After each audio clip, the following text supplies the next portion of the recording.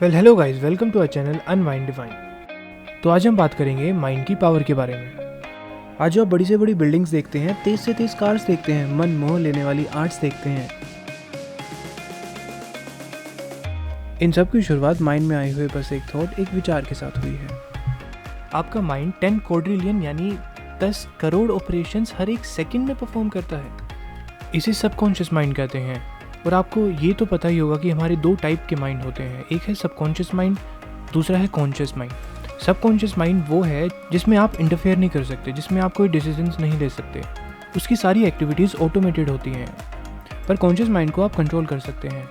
अब वो अलग बात है कि आजकल उस कॉन्शियस माइंड को भी दूसरे लोग ऑपरेट कर रहे हैं। आजकल मैक्सिमम लोग अपने माइंड का इस्तेमाल दूसरों के माइंड से निकले हुए रास्तों पर चलने के लिए कर रहे हैं। तो जैसे हमने बताया था कि आपका माइंड 10 क्वाड्रिलियन 10 करोड़ ऑपरेशंस हर एक सेकंड परफॉर्म करता है।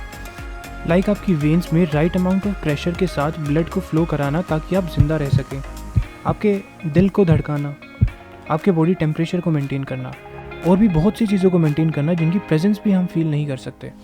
तो आपका सबकॉन्शियस माइंड ये सब चीज़ें कर सकता है, बस एक चीज़ नहीं कर सकता। वो ये नहीं बता सकता कि क्या कोई सिचुएशन रियल लाइफ में आई है या बस आप उसके बारे में सोच रहे हैं। जैसे जब आपको कोई डरावना सपना आता है तो उस टाइम आपका दिल ज़ोरों से धड़क रहा होता है, आपके पसीने बह रहे होते हैं and you are anxious beyond words. पर वो जो डरावना सपना है वो सिर्फ आपके माइंड में था, आप किसी रियल डेंजर में नहीं थे।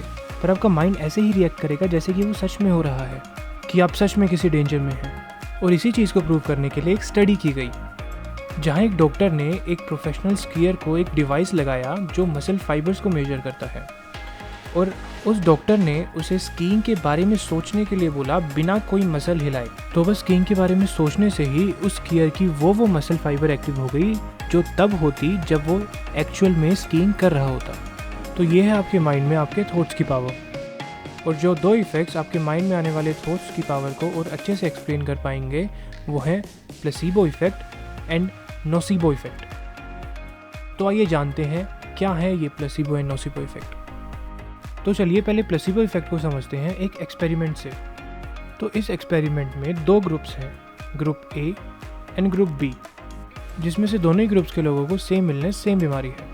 तो पहले ग्रुप ए के लोगों को बुला के उनको उनकी इलनेस के अकॉर्डिंग मेडिसिन प्रिस्क्राइब की जाती हैं। उसके बाद ग्रुप बी के लोगों को बुला के जिन्हें सेम बीमारी है जो ग्रुप ए के लोगों को है, पर ग्रुप बी के लोगों को कोई प्रिस्क्राइब्ड मेडिसिन नहीं, सिर्फ शुगर पिल्स दी जाती है। तो जब रिजल्ट की बारी आती है तो ये पता लगता है कि group A and group B दोनों ही ठीक हो चुके हैं, बोथ गेट्स क्योर्ड। तो अब आप ये सोच रहे होंगे कि ग्रुप बी के लोगों को तो मेडिसिन दी ही नहीं गई, तो वो कैसे क्योर हो गए? तो यही है power of mind, power of thoughts in your mind. तो चलिए आपको ग्रुप बी के ठीक होने का रीज़न भी बता देते हैं। तो रीज़न ये है कि एक रिसर्च के अकॉर्डिंग 1/3 ऑफ मेडिकल ट्रीटमेंट जो होते हैं इंक्लूडिंग सर्जरी इस बिलीव के साथ करवाए जाते हैं कि ट्रीटमेंट काम करेगा। सो वोला, इट वर्क्स। और इसी का ठीक ऑपोजिट इफेक्ट है नोसिबो इफेक्ट। तो ये इफेक्ट बीमारी को हटाने या घटाने की बजाय उसे और बढ़ा देगा। और जो हाइपोकॉन्ड्रियक लोग हैं, हाइपोकॉन्ड्रियक मतलब वो लोग जिन्हें ये लगता है कि उन्हें कोई बीमारी होने वाली है, तो इस सोच की वजह से उन्हें उस बीमारी के सिम्टम्स एक्सपीरियंस होने शुरू हो जाते हैं। तो ये चीज़ अच्छे से समझ लीजिए कि आप अपने सबकॉन्शियस माइंड में जो भी बिलीव्स रखेंगे वो सही है या गलत, वो आपका सबकॉन्शियस माइंड नहीं जानता। लेकिन आप जो भी बिलीव्स रखेंगे वो आपकी रियलिटी बन जाएंगे।